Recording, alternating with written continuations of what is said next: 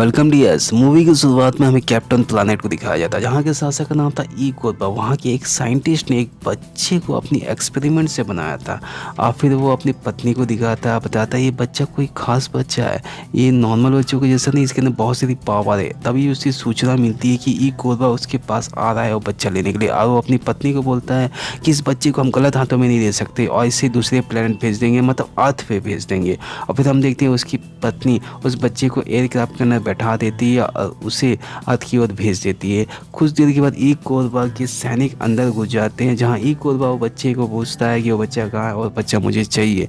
तब वो साइंटिस्ट बोलता है वो बच्चा तो हमारे पास नहीं है। तब ई कोरबा की बेटी अमाटा, उसके अंदर भी बहुत सारी पावर्स रहती है और वो उस साइंटिस्ट के दिमाग को पढ़ लेती है और वो बताती है कि वो अर्थ नाम के प्लेनेट पे है, जहाँ पर ई कोरबा अमाटा को बोलती है कि तुम उसके पीछे जाओ, अगर वो बच्चा तुम्हें मिल जाएगा तुम मुझे बताना, मैं तुम्हें जहाँ भी तुम होगी मैं आकर के तुम्हें ले जाऊँगा।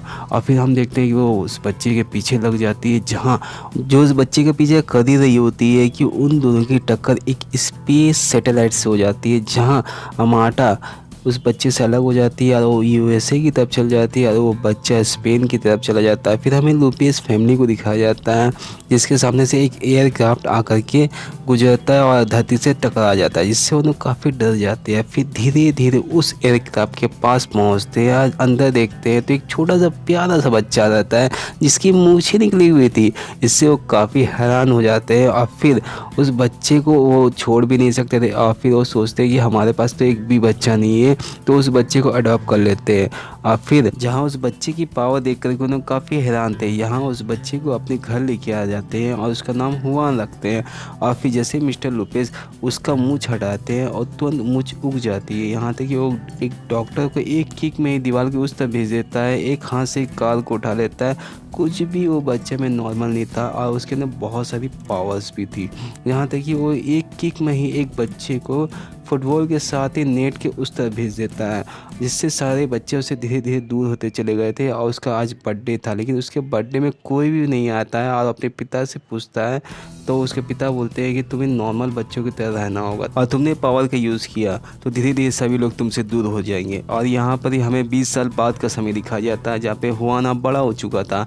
उसके बॉस हैमी का फ़ोन आता है और वो पूछता है कि तुम कहाँ पर ही हो, तो वो बताता है कि मैं घर में हूँ। और 5 मिनट के अंदर में वो ऑफिस पहुँच जाता है और इससे हैमी काफ़ी खुश हो जाता है और हैरान भी था, क्योंकि वो 5 मिनट के अंदर ऑफिस जो पहुँच जाता है और फिर वो उसे बताता है कि मैंने एक लड़की को यहाँ पे काम पे रखा हूँ, बचपन से मैं उसे बहुत पसंद करता हूँ इसलिए उसे काम पे रखा हूँ, जिसका नाम लोइसा है। कुछ देर बाद लोइसा उससे मिलने के लिए आती है हैमे से, और हैमे उसे देख करके हैरान था, क्योंकि बचपन से ये भी उसे पसंद करता था लेकिन आज तक उसने उसे कभी बताया नहीं था।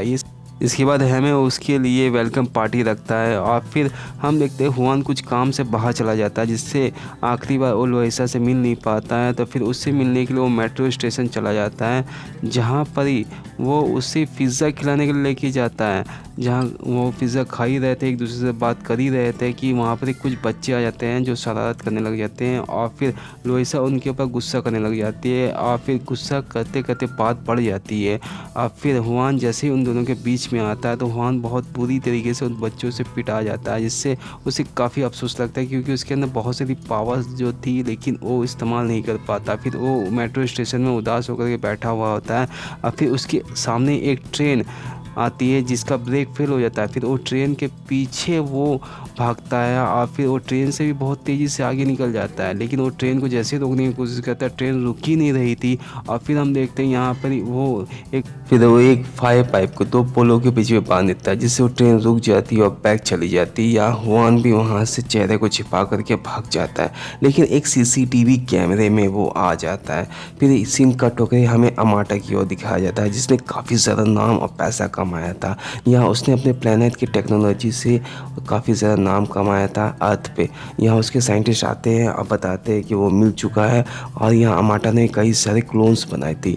यहाँ हम हुआन को देखते हैं जिसके बारे में न्यूज़पेपर में, मीडिया में हर जगह खबरें थी। यहाँ पर ही उसकी फ्रेंड लोइसा उसे बुलाती है कि तुम ही हो ना जिसके बाद वो लोग न्यूज़ देखते हैं जिसमें बताती है अमाटा कि जिस व्यक्ति ने भी ये काम किया बहुत ही अच्छा काम किया और हमें मिलना चाहिए, हम साथ में मिलकर के कई सारे काम कर सकते हैं।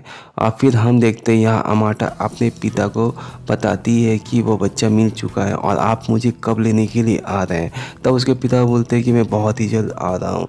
और यहाँ पर ये सीन कट होकर के हमें हुआन की ओर दिखाया जाता है जो एक मेट्रो ट्रेन में जा रहा होता है एक डेट पे लोइसा के पास, जहाँ पर ही अचानक उसके कान में बहुत तेज़ आवाज़ आती है और वो आवाज़ बोलती है कि तुम इसे फॉलो करते हुए आओ। और उस आवाज़ को फॉलो करते हुए जब वो ट्रेन के मेट्रो ट्रेन के बाहर जाता है तो एक बड़ी सी बिल्डिंग होती है, जहाँ अंदर में घुसने के बाद लोइसा उसे बोलती है कि तुम आ ही गए, मुझे तुम्हारा ही इंतज़ार था।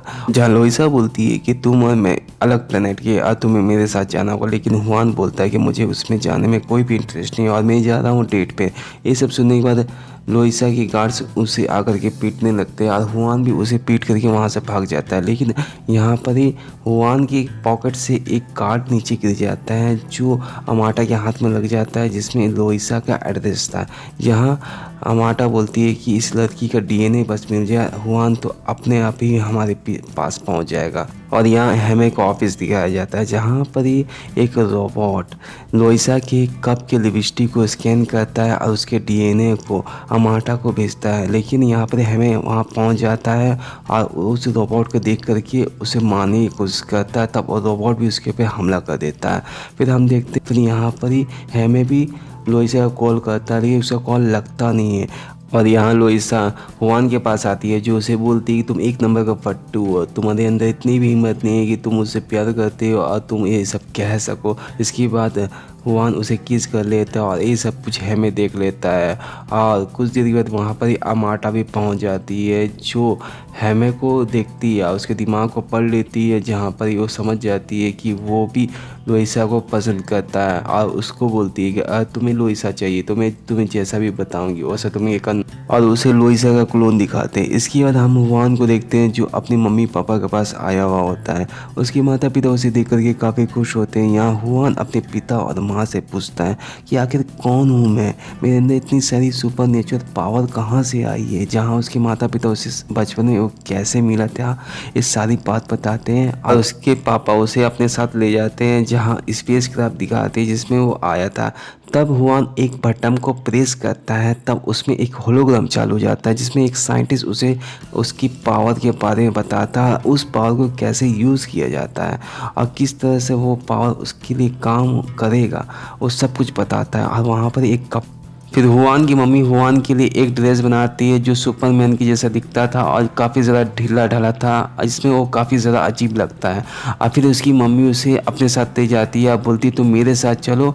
और फिर उसके डैड बोलते हैं कि अब क्या करेगा ये, तो बोलती है उसकी मम्मी कि अब ये उड़ेगा और उसे पंछी को जैसे उड़ने के लिए बोलती है और बेचारा जैसे ही उड़ने के लिए आगे बढ़ता है वो ज़मीन में धड़ाम से गिर जाता है। इससे वो काफ़ी ज़्यादा अपसेट हो जाता है, उदास होकर जा ही रहा था कि कुछ बच्चे उसके कपड़ों का मजाक उड़ाते हैं और उससे बहुत तेज़ गुस्सा भी आता है। फिर अचानक उसके अंदर पावर आ जाती है जिससे वो सभी कोई हैरान हो जाते हैं या फिर वो बच्चे भी वहाँ से भाग जाते हैं और वो इतने तेज़ी से उड़ता है मानो एक जेट विमान के जैसा उड़ जाता है। और कुछ देर के बाद हम देखते हैं कि लोइसा उसके घर आती है जो उसे एक रूम में लेके चली जाती है और बोलती है कि अमाटा ने जो तुमसे कहा है वो बात को तुम मान क्यों नहीं लेते, उसके साथ दूसरे प्लेनेट क्यों नहीं चल जाते। लेकिन हुआन उसे बोलता है कि मेरा घर परिवार और मेरे प्लेनेट यही है और इसे छोड़ करके मैं कहीं नहीं जाने वाला हूँ। और ये सब सुनने के बाद लोइसा के क्लोन को काफ़ी गुस्सा आ जाता है और वो उसे उठा करके इतनी दूर फेंकती है कि वो जाकर नीचे गिरता है। फिर हम देखते हैं कि जब धीरे धीरे आगे उसकी तरफ बढ़ती है और उसे मारने वाली होती है, यहाँ पर ही हेमी को काफ़ी बुरा लगता है क्योंकि उसका दोस्त जो था। और फिर हम देखते हैं कि यहाँ हुआन उससे लड़ने के लिए तैयार होता है और जैसे उसके सामने खड़ा होता है उसके एक पंच में वो काफ़ी दूर जाके गिर जाता है।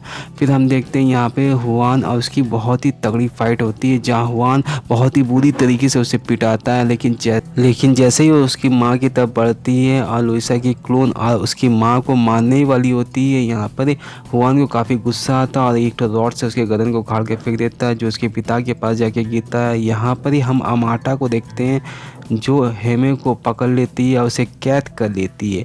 फिर यहाँ पर ही हुआन अपनी माँ को बोलता है कि मैं लुआसा के पास जा रहा हूँ क्योंकि उसकी जान खतरे में है, और उसे कॉल करता है और उसे पूछता कहाँ है, और वो जगह में तुरंत पहुँच जाता है।